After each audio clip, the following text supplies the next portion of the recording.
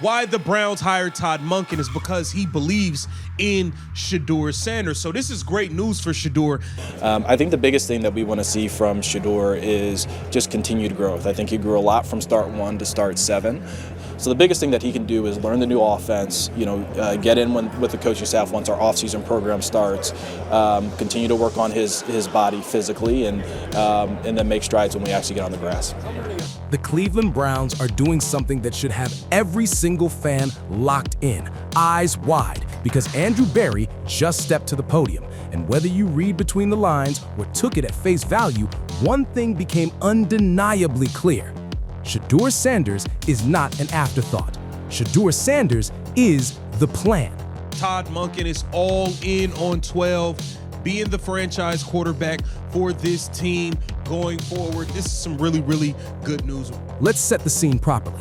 The Cleveland Browns enter this offseason as one of the most fascinating, frustrating, and frankly chaotic roster situations in the entire NFL. They don't have a functional offensive line, their receiver room is borderline broken, they've got the ghost of Deshaun Watson's contract haunting every single salary cap conversation, and sitting right in the middle of all of this uncertainty is a young quarterback, Shedeur Sanders, who last season was handed one of the worst situations a rookie signal caller could face and still showed enough to make people sit up and pay attention.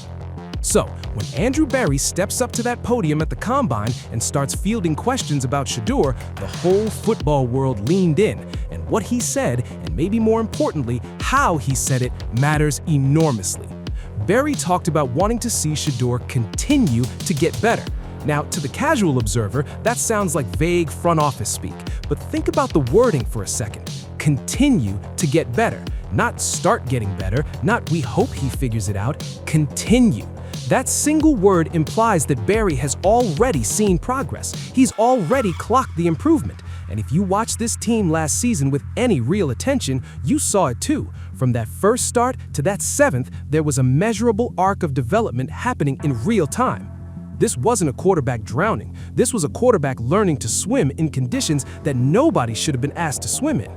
Because let's not forget the circus that surrounded Shedeur's introduction to the NFL. Wrong plays in his wristband, practicing on side fields, a coaching staff that seemed more committed to its own preservation than to actually developing the most important position on the roster.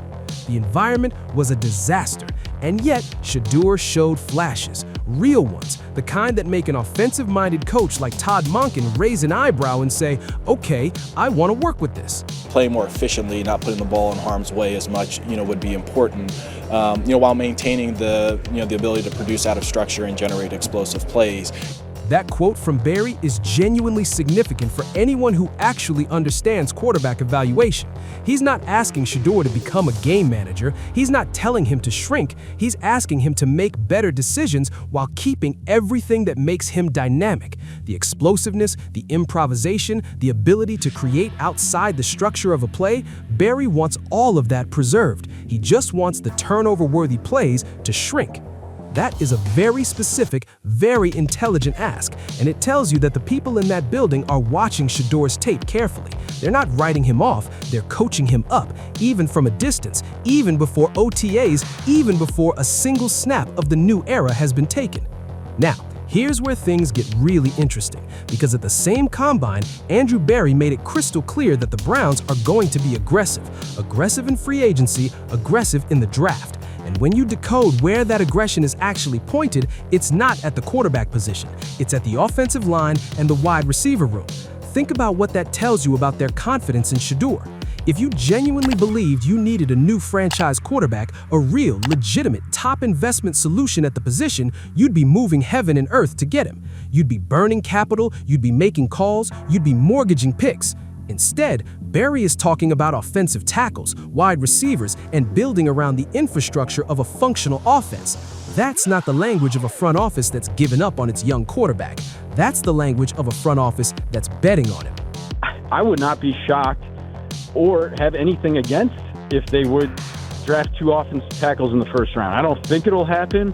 I think one of them has to be an offensive tackle, one of those 2 picks, 6 of 24. But just the situation they're in, show that you're O-line snobs and really go out and address this hole that you've dug.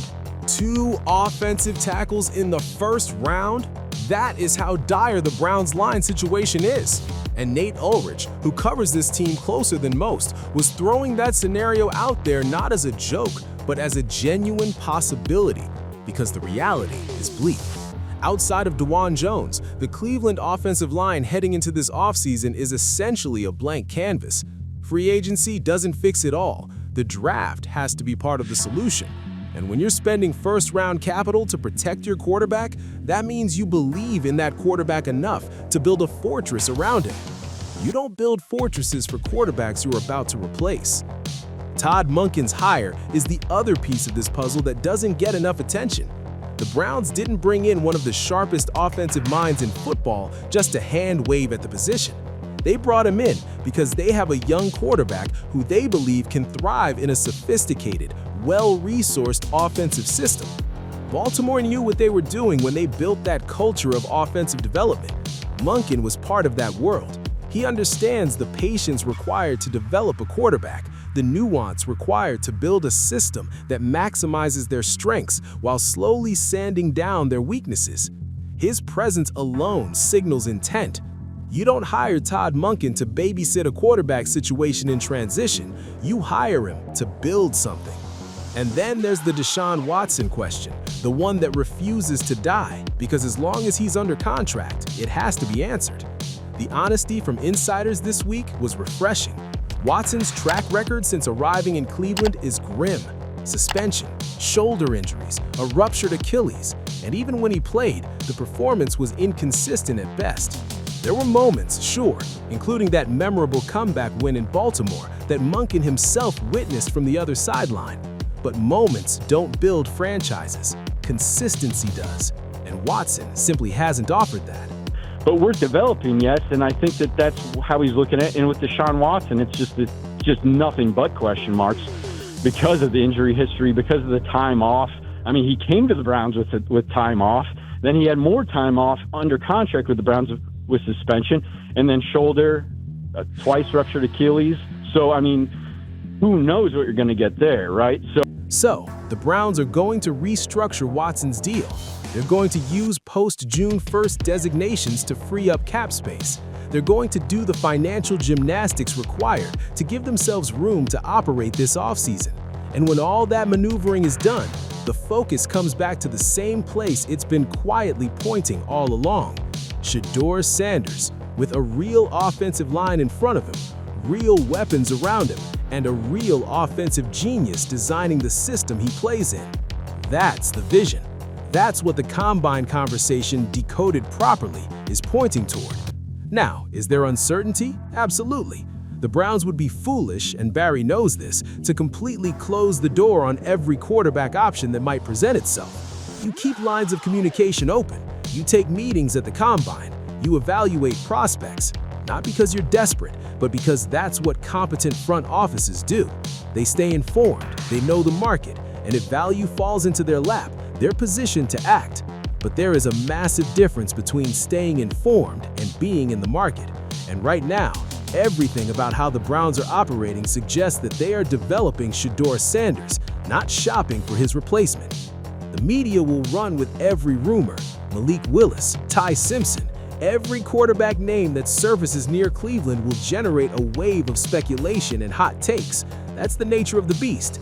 But step back from the noise. Look at the architecture of what Andrew Berry is actually building. The offensive line investment, the offensive coordinator hire, the measured, forward-looking language about Shedeur's growth, and a clear picture emerges. This is a franchise that stumbled badly, made an enormous mistake with Watson, burned resources it didn't have, created holes that will take multiple offseasons to fully repair.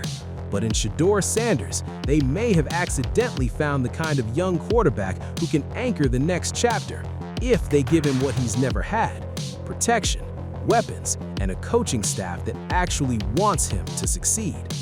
Andrew Berry stood at that podium in Indianapolis and gave Cleveland fans the most important update they needed heading into this offseason. It wasn't delivered with fireworks or headline-grabbing declarations. It was delivered in the quiet, deliberate language of a front office that has a plan. The plan is Shedeur. The plan is building around him. And for the first time in a long time, that plan actually makes sense.